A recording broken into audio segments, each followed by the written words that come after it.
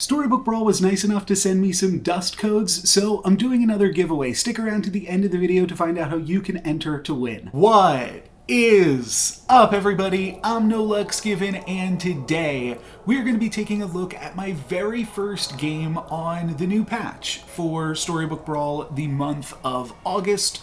We just had this new patch drop, and I thought that Snow Angel would be a great hero to look at for this new patch because we have a new good unit added to the game. So now when you hit level 6 on Snow Angel, you're going to be 1 in 4 to hit Princess P, and then we might also hit the new and improved Hercules. So I figured 50-50 to take a look at some new content, and start of the season, start of a new patch, that is what I'm trying to do here, is explore some new concepts, some new ideas, and some new content in the game. I lock onto that free roll because we've got 2 mages already, so it'll tick down the Cindy and tick up the Wizard's Familiar, and then I just pick up another Wizard's Familiar to round out the board.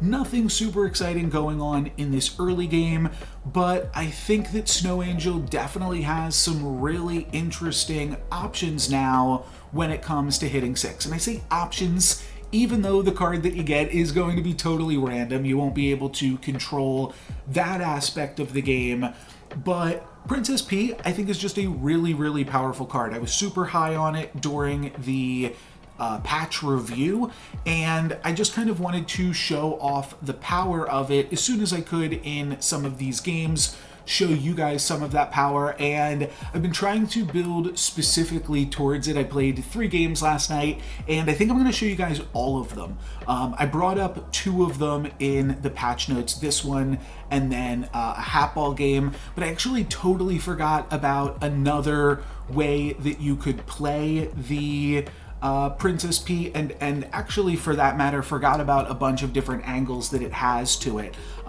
Maybe I'll get into some of those tomorrow, though.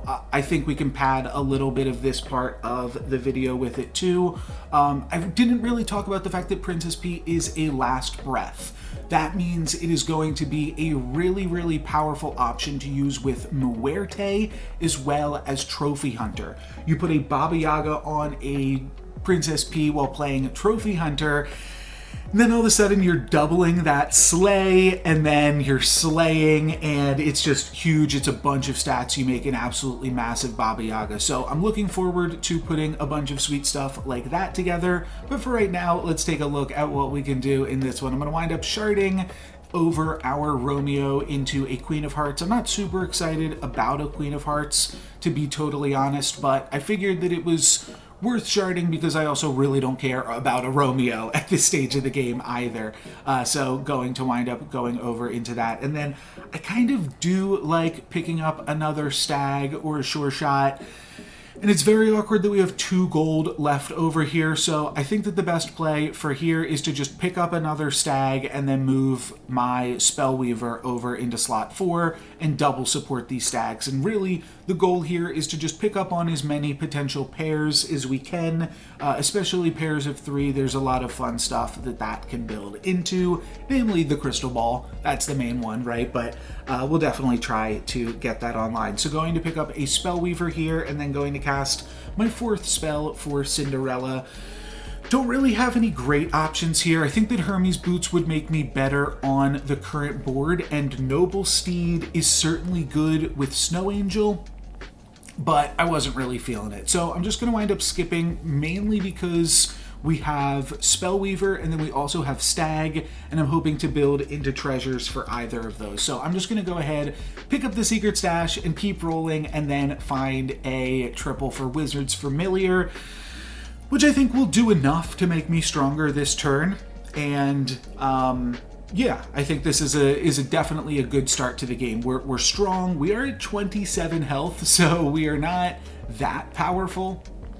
And we've definitely taken some damage, so we do have to be a little bit careful here, but we are going to be pretty strong with both of these Stags that we've got in tow.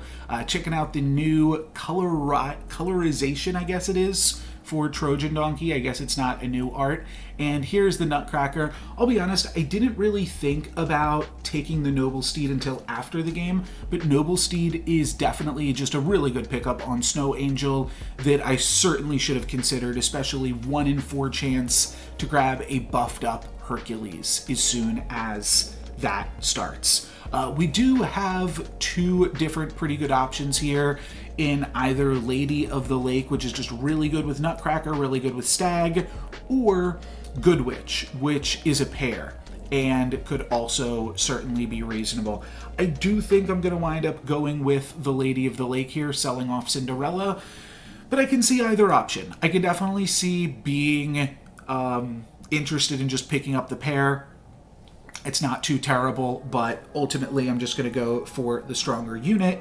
And I do like Lady of the Lake, both alongside Nutcracker, alongside Stag, and then also alongside that Princess P that we've been talking about a little bit and are going to try to make work later into the game. I think we get owned on this combat here by a Court Wizard and a pair of Trojan Donkeys. Yeah, we're going to wind up taking 8 damage, but we gain 3 of that health back, and we have a bunch of extra cash thanks to that secret stash. So one thing that we could do with the cash is just cast the End, and the fact that we see another Lady of the Lake here means that we are definitely going to build towards that pair.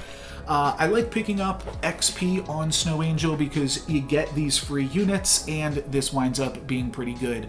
I do really consider just picking up Sporko here now that we have a baby bear, but I think that we can do better. I think that we can triple any of our units. We've got 3 units that we have pairs of, so that is definitely worth considering.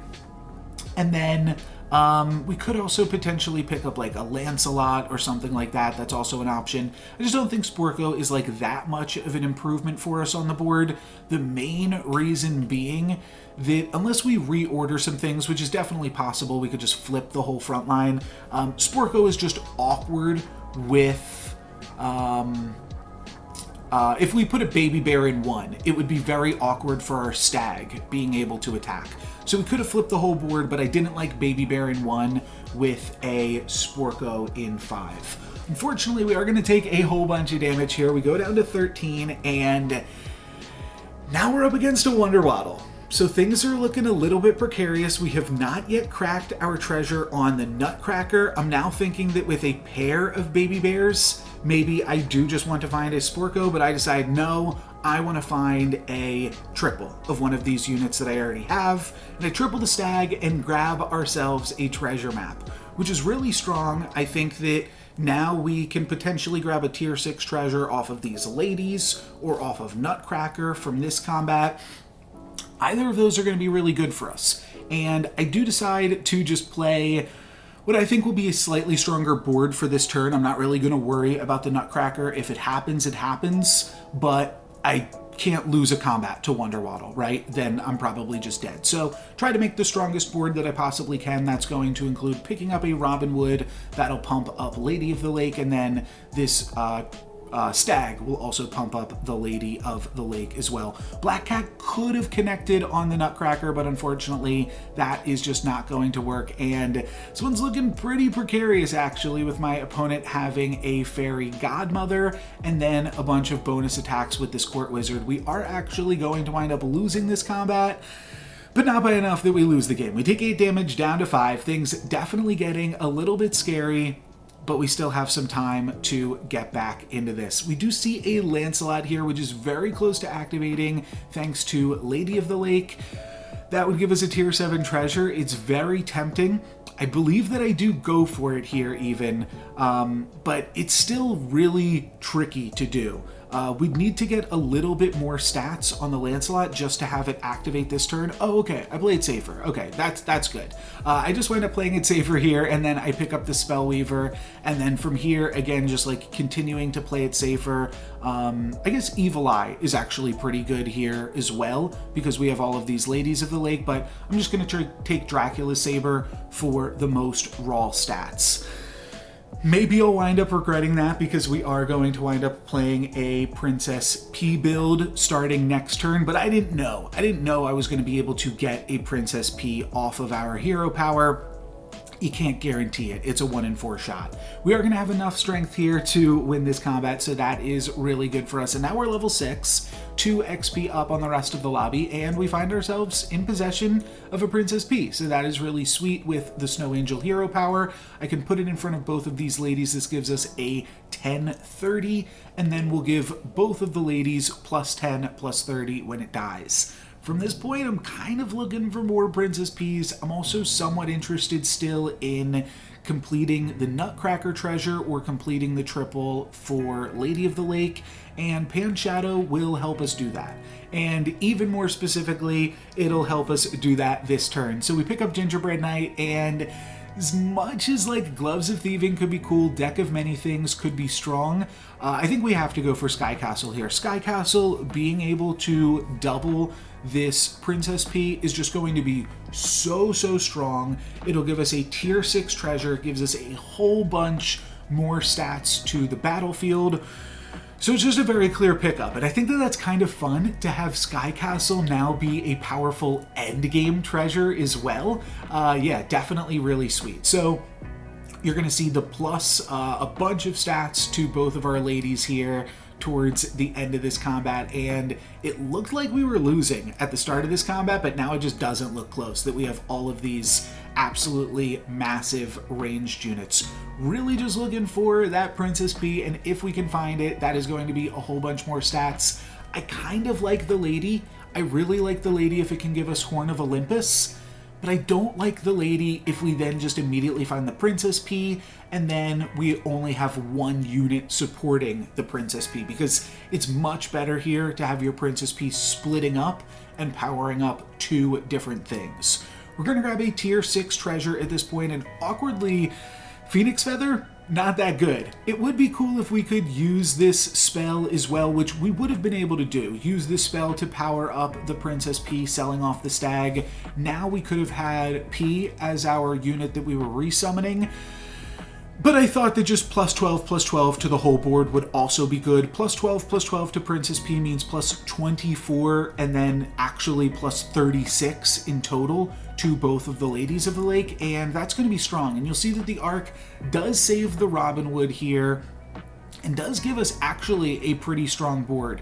We were just set up so well for the arc, and my health total was so low that I didn't want to risk it. But we are still going to have to beat the lobby leader as well, and for that we might need some reinforcements. So I'm going to go ahead and pick up Lady of the Lake. I'm going to hope that we can find one more. Oh, I don't pick it up here. Okay, I thought that I did, but I guess I don't. We could pick up Lancelot here, which immediately grabs us a tier 5 treasure. We could also grab a Medusa, which I think is just good scamming at this point in the game. I'll be honest, some of this stuff is starting to blend together a little bit for me. I don't remember exactly what I'm rolling for in this scenario, but hey, I found it. Hercules is going to be really strong for us here, and Hercules at 37 starting attack because of the arc is also pretty insane. That means that Hercules could just activate right now this combat. So that is really cool. I think definitely worth picking up because we have the arc as well. But we'll see if we have enough stats to battle with this Wonder Waddle. It looks like we could. It's just going to come down to my opponent's Court Wizard, and I think we just have it. It looks like we also have enough to activate Hercules this turn. Yes. So that is going to give us another tier 6 treasure, and then Princess P is going to carry us in the rest of this fight as well, and we are going to get 16 damage onto the lobby leader. We are also going to be able to grab a tier 6 treasure at this point. So I do think that Phoenix Feather could be good now. It would mean that we have to cut the Hercules, which is a little bit awkward, but it's fine. Ultimately, I'm just going to go for Wand of Weirding. We don't need the Sky Castle at this point, and with only 1 or 2 more combats left in the game, I think that Wand of Weirding is the way to go. Oh, also note that I decide to pick up the Lady of the Lake now, because if we find Horn of Olympus, that is just really good, and there was a Sporko in this shop. The fact that there is a Sporko in the shop means that I know I'll be able to double support my Princess P this turn. It's not like I'm risking anything, and then also taking the potential look for the Lady of the Lake, I thought was, or the Horn of Olympus rather, I thought was really good. I do try to sneak another ranged unit in there at the last second, sneak in the Robin Wood, but we are not going to be able to do so. And World Tree is going to make things super, super sketchy here with my opponent having Good Boy plus Court Wizard. All of these Court Wizards are going to trigger. This is a really, really close combat, but the fact that I just let those Court Wizards go unchecked is unfortunately going to be the death of me.